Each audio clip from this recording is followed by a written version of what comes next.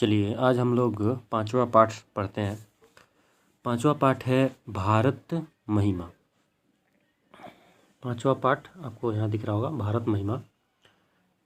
महिमा का मतलब होता है सीधे कि महानता। तो सीधी सी बात है कि भारत की महानता के बारे में ही इसमें मुख्य रूप से चर्चा किया गया है। आइए देखते हैं कि क्या लिखा गया है। अस्माकम देशः, यहाँ देखिएगा, अस्माकम देशः यानी हमारे देश, भारतवर्ष मिति कथ्यते, हमारा देश क्या कहलाता है? भारतवर्ष कहलाता है।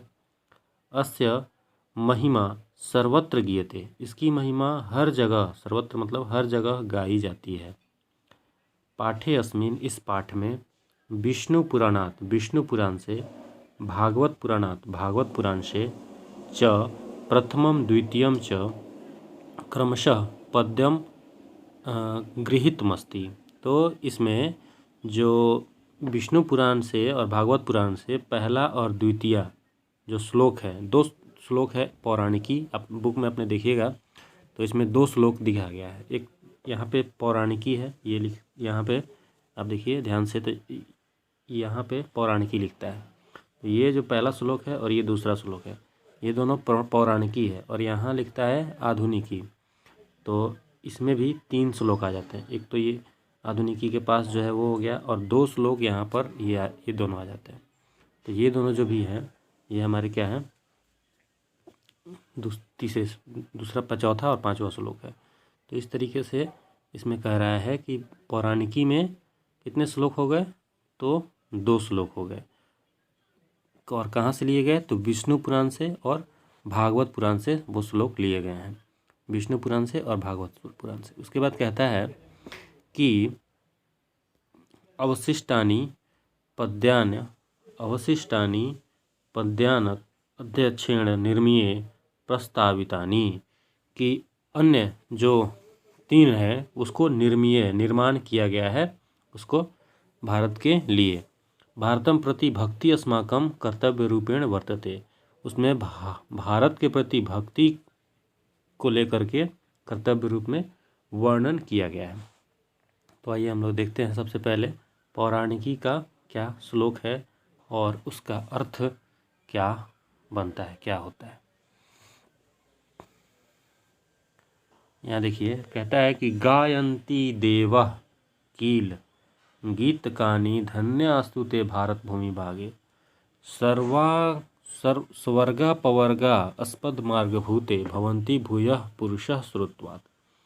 गायन्ति देवा, यानी गायन्ति गीत गाया जा रहा है, किसके द्वारा? तो देव लोगों के द्वारा गीत गाया जा रहा है। कील मतलब होता है वास्तव में। गीतकानि धन्यास्तु ते भारत भूमि भागे, तो जो देव लोग हैं वो गीत गाते हैं और कहते हैं कि हे भारत भूमि का भाग, आप धन्य हो। स्वर्गा पवर्गा अस्पद मार्ग भूते, स्वर्ग, तो स्वर्गा मतलब तो होता है स्वर्ग, और पवर्गा मतलब होता है मोक्ष। जो स्वर्ग और मोक्ष की प्राप्ति के लिए वह स्थान है जहाँ पुरुष जो है या मनुष्य जो हैं वो सुरत्वत्व को प्राप्त होते हैं, यानी देवत्व को प्राप्त होते हैं। सुरत्वत्व मतलब होता है देवत्व हो जाएगा, देवत्व को प्राप्त करते हैं। तो समझ में आया? पहला श्लोक जो है वो क्या कह रहा है कि भारत भूमि का जो भाग है वहाँ पर वो धन्य है, भारत भूमि का वो भाग धन्य है जहाँ पर मोक्ष, स्वर्ग और मोक्ष की प्राप्ति के लिए वह स्थान है जहाँ पुरुष भी देवत्व को प्राप्त कर लेता है। तो ये हो गया आपका पहला श्लोक। अब आइए समझते हैं दूसरा श्लोक। दूसरा श्लोक कहता है अहो अमीशाम किमकारी शोभनम, कहता है अहो अमीशाम किमकारी शोभनम, कि अरे इससे सुंदर क्या हो सकता है। अहो संबोधन का ये दिखाता है, तो अहो इससे सुंदर क्या हो सकता है, इससे शोभनीय क्या हो सकता है। प्रसन्न एसाम स्वद्युत स्वयं हरि, जहाँ पर स्वयं हरि यानी कि स्वयं ईश्वर क्या होते हैं, तो प्रसन्न होते हैं। जहाँ पर स्वद्युत हरि यानी जहाँ पर स्वयं भगवान का क्या होता है यहाँ पर? जन्म होता है। यह जन्म, यहाँ लिखा है यह जन्म लब्धम निरीशु भारता जीरे, जहाँ पर भारता जीरे यानी भारत के भूमि पर, भारता जीरे का मतलब होता है भारत के किसी विभिन्न जो स्थान है, जगह है, उस पर, भारत भूमि के भाग में क्या होता है? तो जन्म, यह जन्म लब्धम कि जन्म को प्राप्त होते हैं। कौन? भगवान। नृषु, नृषु के द्वारा यानी कि पुरुषों के द्वारा, मनुष्यों के द्वारा।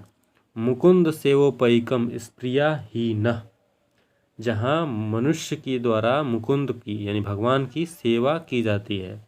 स्प्रिया ही न, इसका मतलब हो गया, स्प्रिया मतलब होता है लगाव, तो इससे हमारा भी लगाव है।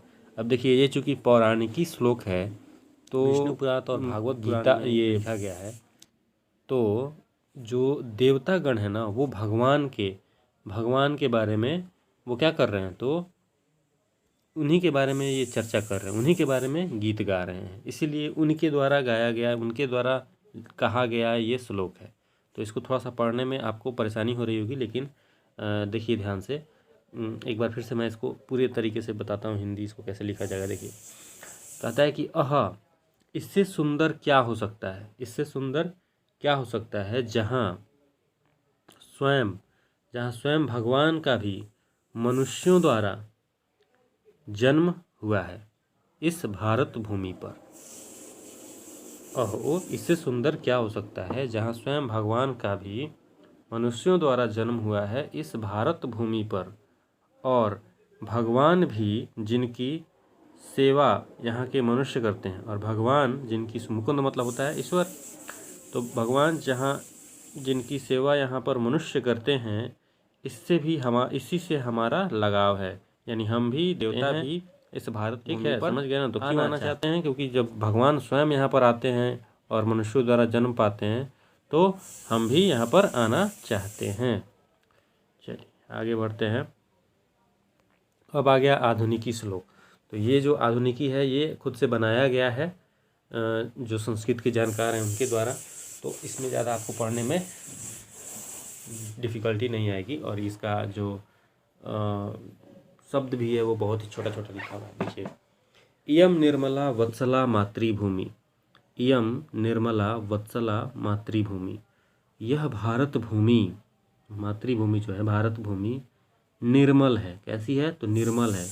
और कैसी है? तो वत्सला, वत्सला मतलब होता है, याद रखिएगा, ममतामयी। कैसी? ममतामयी, ठीक है। तो वत्सला क्या होता है? ममतामयी। तो हमारी जो भारत भूमि है वो कैसी है? निर्मल है और ममतामयी है।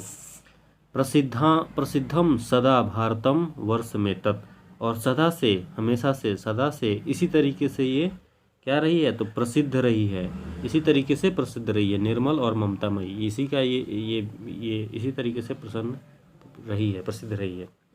विभिन्न जना धर्म जाति प्रभेद्य, यहाँ पर विभिन्न प्रकार के लोग, विभिन्न तरह के लोग जो हैं वो अपने धर्म जाति को भूलकर यहाँ रहते हैं। कैसे? रिहकत्व भावम वहंतो वसंती।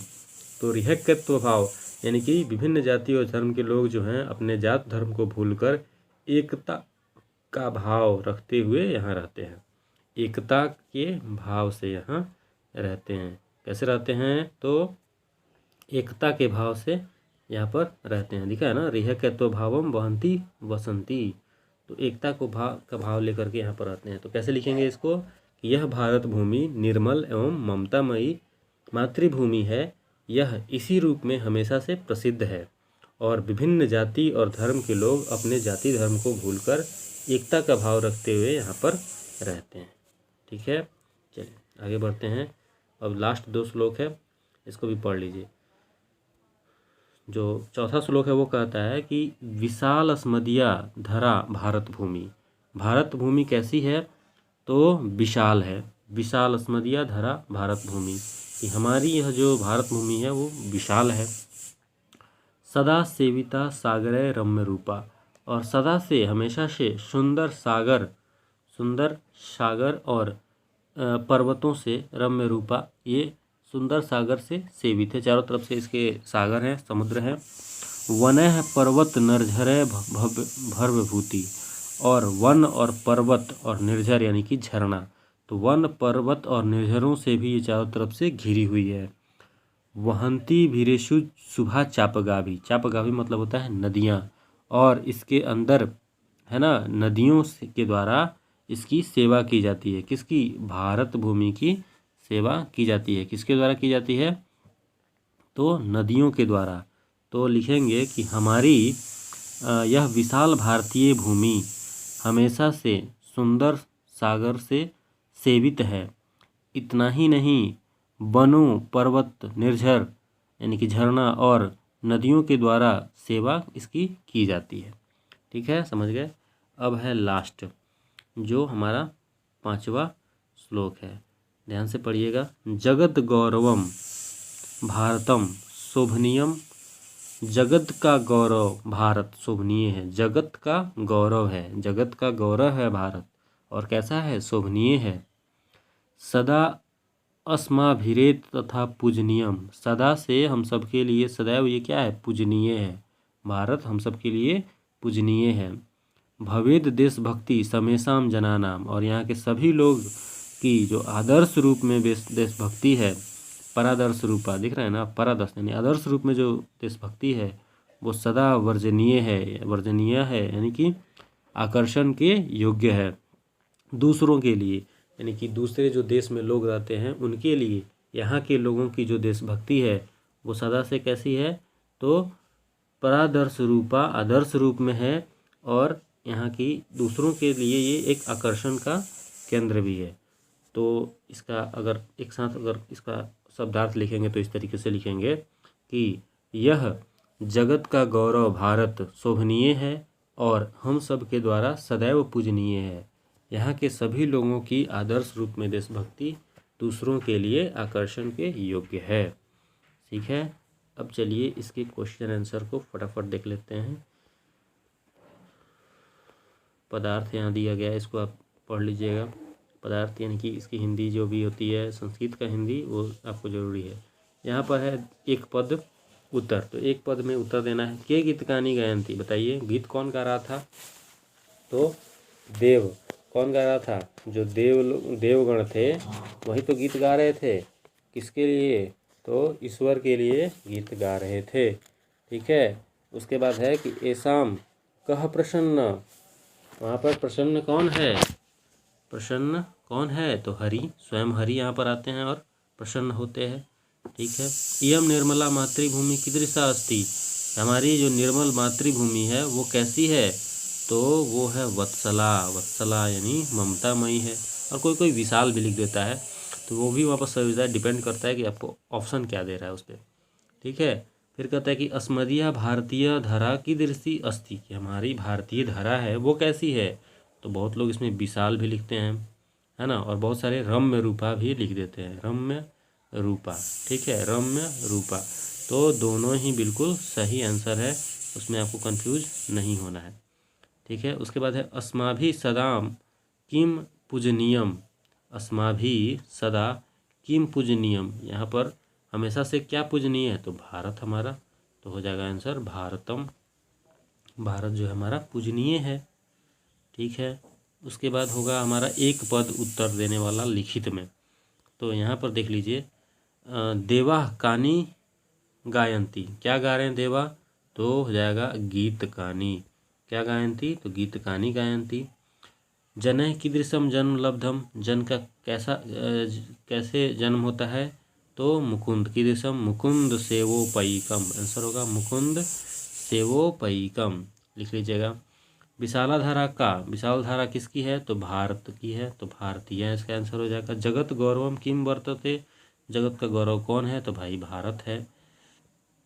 समेषाम जनानाम कह का भवेत, समेषाम जनानाम का भवेत, तो देशभक्ति, क्या भवेत? तो देशभक्ति।